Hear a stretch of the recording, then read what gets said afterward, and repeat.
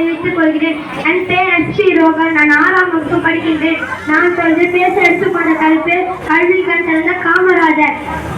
தாய்நாட்டுக்காக தன்னை அர்ப்பணித்த தியாக தீப காமராஜர். மக்கள் தொண்டே அவரது மூச்சு, காந்தியடிகள் பாதை அவரது வாழ்க்கை. காமராஜர் படிக்காத மேதை இல்லை, வேலை குழந்தைகளை படிக்க வைத்த மேதை.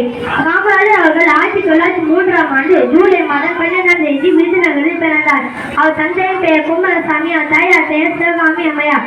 காமராஜர் அவர்கள் 14 வயதில் காங்கிரஸ் கட்சியில் இணைந்து கொண்டார். விடுதலை விட திரு சத்தியமொழியின் வாரிசாக விளங்கினார் காமராஜர்.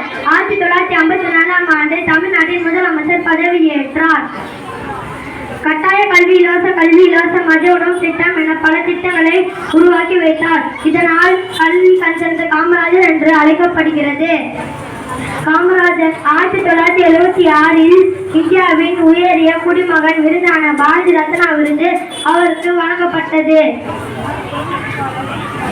காமராஜர் ஆட்சி காலம் பொற்காலம் என்று அழைக்கப்படுகிறது. 1975ஆம் ஆண்டு அக்டோபர் 2ஆம் தேதி 72 வயதில் காலமானார். எல்லாரோட வாழ்க்கைக்கும் வரலாறு ஆகவில்லை, வரலாறால் ஆனவர்கள் தனக்காக வாழவில்லை என்று பொன்மொழி பொருந்தி வாழ்ந்தார் காமராஜர். அவர் மறைந்தாலும் புகழ் என்றும் மறையாது. என மாணவர்கள் நாமும் அவருடைய இனிமையான வாழ்க்கையை வாழ வேண்டும். நன்றி, வணக்கம்.